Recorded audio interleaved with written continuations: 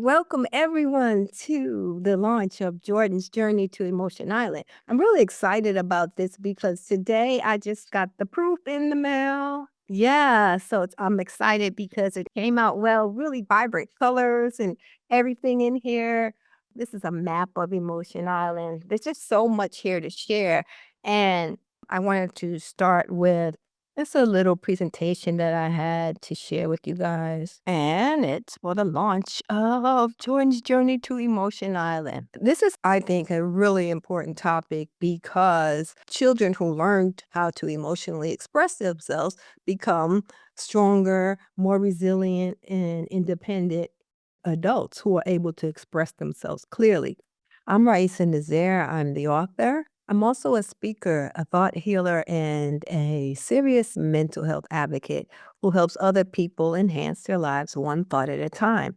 And ultimately, my goal is to start a conscious revolution for a change in thought to get people really centered around making paradigm shifts about things that they have thought one way of in the past, moving forward into the future, making a huge shift to see it in a more enlightened and higher perspective. And some publications that I put out already include Leaping Over the Hurdles of Life, biography of my son's life that speaks to suicide awareness and prevention. The second book was Balance is a Juggling Act, which provides a step by step guide day by day on how to make those shifts in perception. And then everyday emotional vocabulary that shifts the kaleidoscope of your perspective takes certain words that we use daily and digs deeper into their meaning and helps us to see that we may have been using those words or those concepts incorrectly around well-being. And it gives us a different perspective on what well-being actually is and how to use that in our lives so that we can grow and evolve. And that pertains to emotional well-being as well as mental well-being.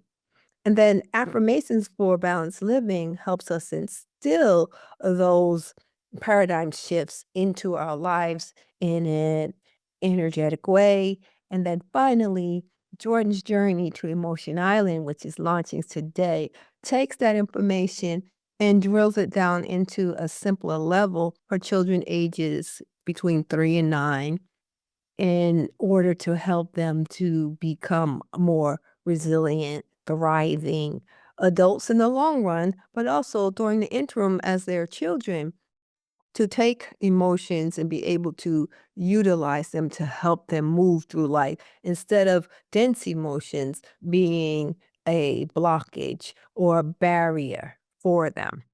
So I put out a poll that you'll see on YouTube, and the question is, how important do you believe it is to equip children with tools for emotional well-being?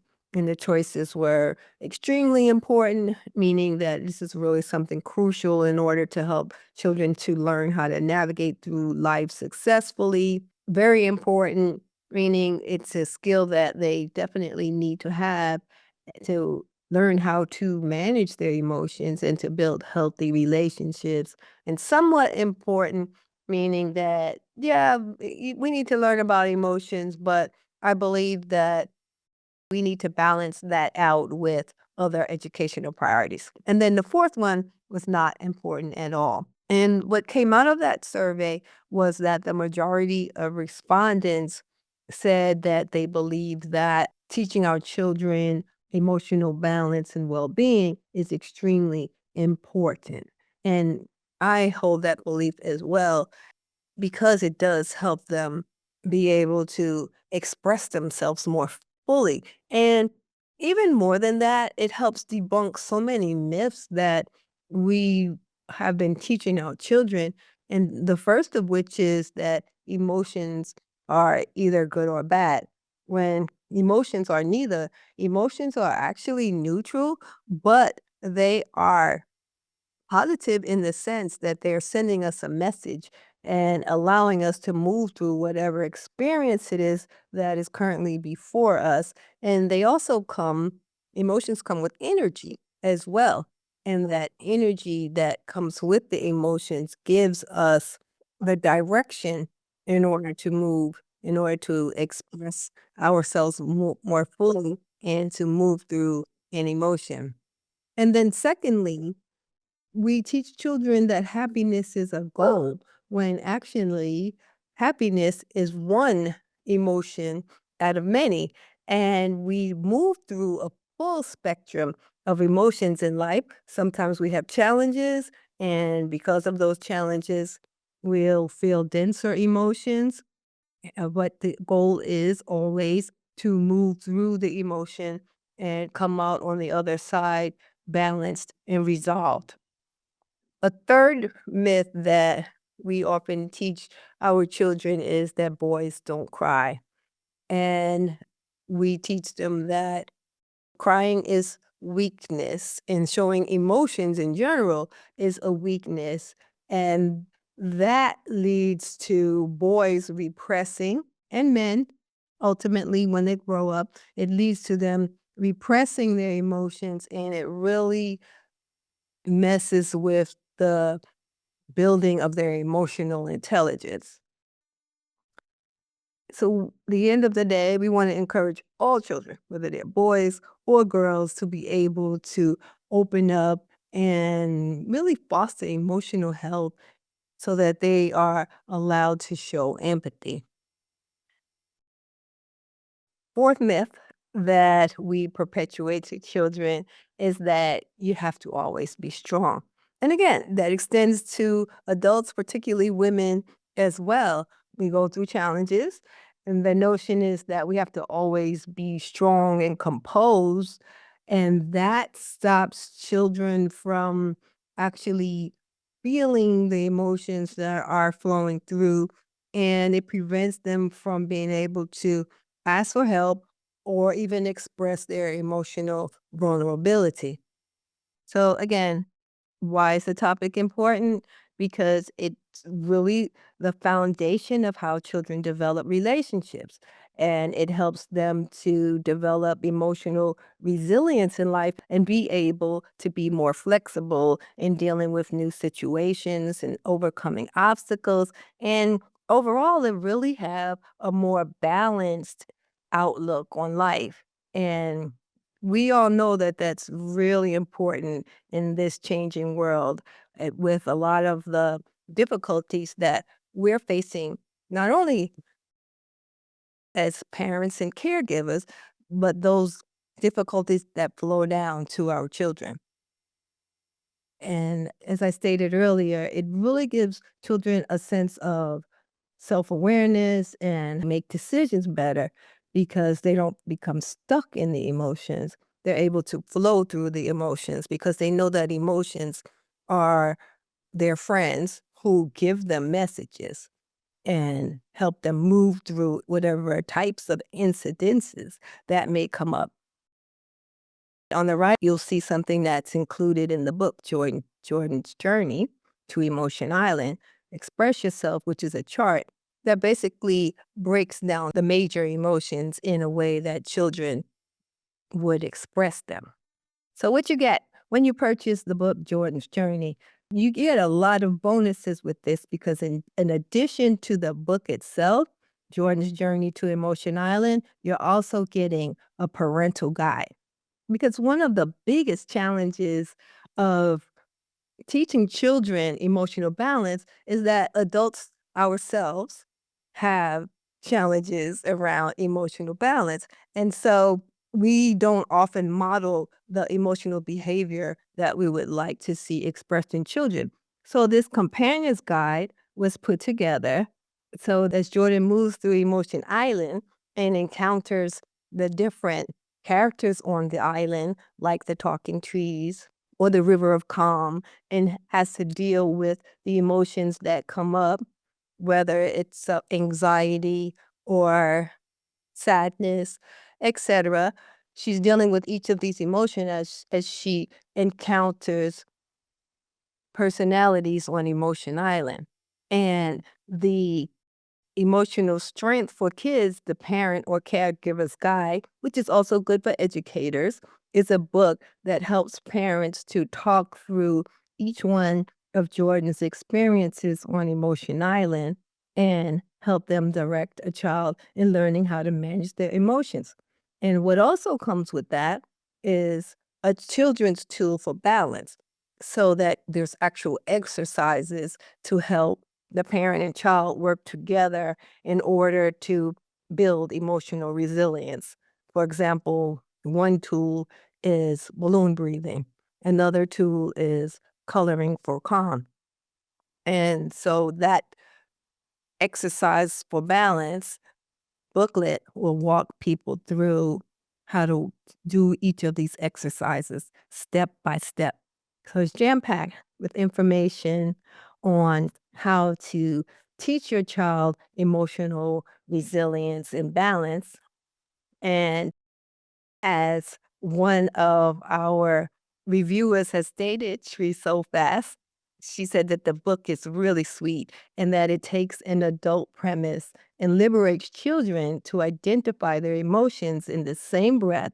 They are offered liberation from stifling these emotions. It's covertly an adult children's book. And that was really spot on because while we are educating our children, we have an opportunity to empower and advance ourselves. And then a second review was done by a school psychologist, Reina Fuentes, and she said it's an incredibly positive read. The author masterfully uses nature as a metaphor to explore emotional health from a fresh perspective. This book is a great resource for my sessions, particularly for helping children manage anxiety. Highly recommended. So you can see here a map of Emotion Island and some reaction from some of the children as well.